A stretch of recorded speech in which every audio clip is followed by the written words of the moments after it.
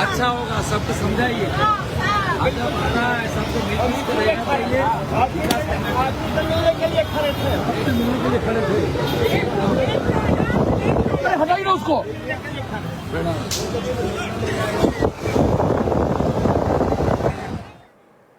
বিজেপিকে সাম্প্রদায়িক দল বারে বারে নিশানা করে তৃণমূল।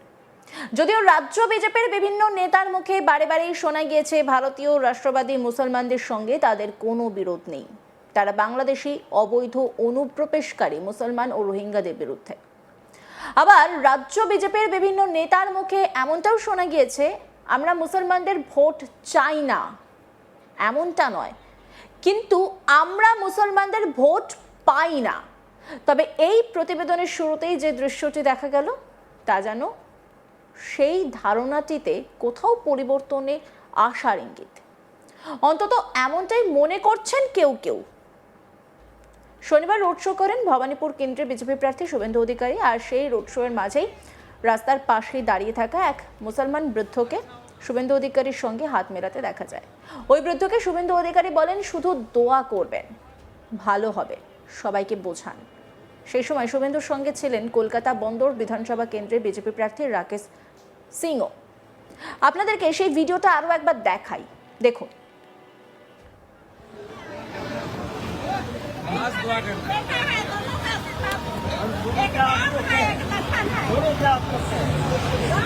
अच्छा होगा, सबको समझाइए।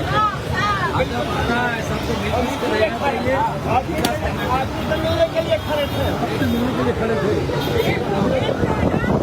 अरे हटाइए ना उसको।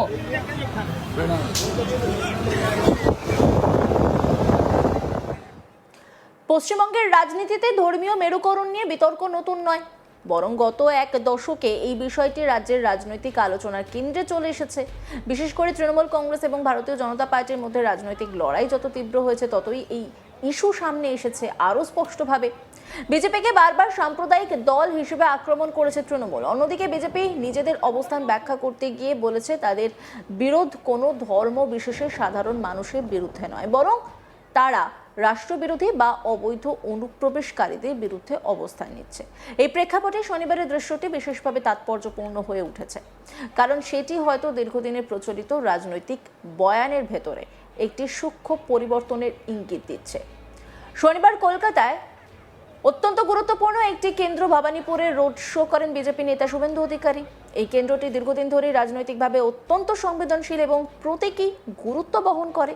তাই রোড শো চলাকালীন রাস্তার পাশে দাঁড়িয়ে থাকা এক মুসলিম বৃদ্ধের শুভেন্দু অধিকারীর সঙ্গে করমর্দনের দৃশ্য বিশেষভাবে নজর কেড়েছে। এই করমর্দন নিছক একটি সৌজন্য বিনিময়, নাকি এর পিছনে রয়েছে বড় কোনো রাজনৈতিক বার্তা, তা নিয়ে শুরু হয়েছে বিশ্লেষণ। শুভেন্দু অধিকারী ওই বৃদ্ধকে বলেন, শুধু দোয়া করবেন, ভালো হবে, সবাইকে বোঝান। এই সংক্ষিপ্ত কথোপকথন অনেকের কাছেই তাৎপর্যপূর্ণ বলে মনে হয়েছে। এই ঘটনায় উপস্থিত ছিলেন রাকেশ সিং, যিনি কলকাতা বন্দর কেন্দ্রের বিজেপি প্রার্থী। ফলে ঘটনাটি শুধুমাত্র একটি ব্যক্তিগত মুহূর্ত নয়, বরং রাজনৈতিক প্রেক্ষাপটে একটি প্রতীকী ইঙ্গিত হিসেবেও দেখা হচ্ছে। বিজেপির রাজ্য নেতৃত্বের বক্তব্যে দীর্ঘদিন ধরে একটি নির্দিষ্ট লাইন দেখা গেছে। তারা বারবার বলেছে, ভারতীয় মুসলমান এবং অবৈধ অনুপ্রবেশকারী এই দুয়ের মধ্যে পার্থক্য করা দরকার। তাদের দাবি, তারা দেশের মুসলমানদের বিরুদ্ধে নয়, বরং যারা অবৈধভাবে দেশে ঢুকেছে, বিশেষ করে বাংলাদেশি অনুপ্রবেশকারী বা রোহিঙ্গা, তাদের বিরোধিতা করে। তবে একই সঙ্গে বিজেপির নেতাদের মুখে এমন কথাও শোনা গেছে যে তারা মুসলমানদের ভোট চাই না, এমনটা নয়, কিন্তু বাস্তবে তারা মুসলিম ভোট খুব একটা পায় না। এই স্বীকারোক্তি রাজ্যের রাজনৈতিক বাস্তবতাকে স্পষ্ট করে। পশ্চিমবঙ্গে মুসলিম ভোট ব্যাংক ঐতিহ্যগতভাবে তৃণমূল কংগ্রেস বা তার আগে বামফ্রন্টের দিকেই ঝুঁকে থেকেছে। অন্যদিকে তৃণমূল কংগ্রেস বরাবরই বিজেপিকে বিভাজনের রাজনীতি করার অভিযোগে আক্রমণ করেছে। তাদের দাবি, বিজেপি ধর্মের ভিত্তিতে ভোট মেরুকরণ করতে চায়। বিশেষ করে নির্বাচনের সময় এই অভিযোগ আরও জোরালোভাবে সামনে আসে। তৃণমূলের মতে বিজেপির রাজনৈতিক কৌশলই হলো হিন্দু ভোটকে একত্রিত করা এবং সংখ্যালঘুদের মধ্যে ভয় তৈরি করা। ফলে এই ধরনের করমর্দনের ঘটনাকে তারা হয়তো ইমেজ ম্যানেজমেন্ট বলেই ব্যাখ্যা করতে পারে। এখন প্রশ্ন উঠছে, এই ধরনের দৃশ্য কি সত্যি বিজেপির রাজনৈতিক অবস্থানে কোনো পরিবর্তনের ইঙ্গিত দেয়, নাকি এটি শুধুমাত্র নির্বাচনী কৌশলের অংশ? রাজনৈতিক বিশ্লেষকদের একটি অংশ মনে করছেন বিজেপি হয়তো বুঝতে পারছে যে শুধুমাত্র মেরুকরণের রাজনীতি করে পশ্চিমবঙ্গে স্থায়ী সাফল্য পাওয়া কঠিন, বিশেষ করে যখন তৃণমূল কংগ্রেস শক্তিশালীভাবে সংখ্যালঘু ভোট ব্যাংক ধরে রেখেছে। তখন বিজেপির পক্ষে কিছুটা সফটেন্ড ইমেজ তৈরি করা প্রয়োজন হতে পারে। অন্যদিকে আরও একটি অংশ বলছে এটি কোনো মৌলিক পরিবর্তন নয়, বরং একটি প্রতীকী পদক্ষেপ। নির্বাচনের সময় এই ধরনের দৃশ্য তৈরি করা নতুন কিছু নয়। বিভিন্ন দলই জনসংযোগ বাড়াতে এই ধরনের উদ্যোগ নেয়। উল্লেখ্য, ভবানীপুর কেন্দ্রটি শুধুমাত্র একটি বিধানসভা কেন্দ্র নয়, বরং এটি রাজনৈতিকভাবে অত্যন্ত গুরুত্বপূর্ণ। এই কেন্দ্র থেকে অতীতে নির্বাচনে লড়েছেন এবং জয়ী হয়েছেন মমতা ব্যানার্জি। ফলে এই কেন্দ্রে বিজেপির প্রার্থীর এই ধরনের জনসংযোগ কার্যক্রমকে অনেকেই বৃহত্তর রাজনৈতিক বার্তার অংশ হিসেবে দেখছেন। পশ্চিমবঙ্গের মোট জনসংখ্যার একটি বড় অংশ মুসলিম সম্প্রদায়ের। বিভিন্ন জেলায় তাদের ভোট প্রভাব অত্যন্ত গুরুত্বপূর্ণ। ফলে কোনো রাজনৈতিক দলই এই ভোট ব্যাংকে পুরোপুরি উপেক্ষা করতে পারে না।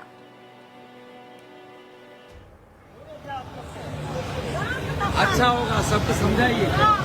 आगे बढ़ना है, सबको मिलजुल कर रहना चाहिए। आज भी तो मिलने के लिए खड़े थे। अरे हटाइए ना उसको।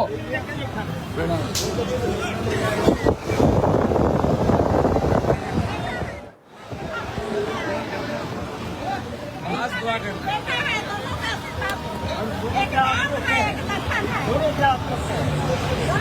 अच्छा होगा, सबको समझाइए। आगे बढ़ना है, सबको मिलजुल कर रहना। বিজেপি যদি সত্যি তাদের রাজনৈতিক পরিসর বাড়াতে চায়, তাহলে মুসলিম ভোটের একটি অংশ অন্তত নিজেদের দিকে টানার চেষ্টা করতেই হবে। এই প্রেক্ষাপটে শুভেন্দু অধিকারীর ওই করমর্দনকে অনেকেই সিম্বলিক আউটরিচ হিসেবে দেখছেন। अच्छा होगा, सबको समझाइए।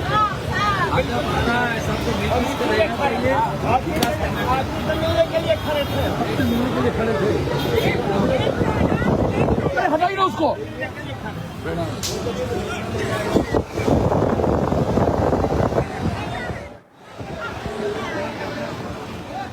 आज दुआ करना।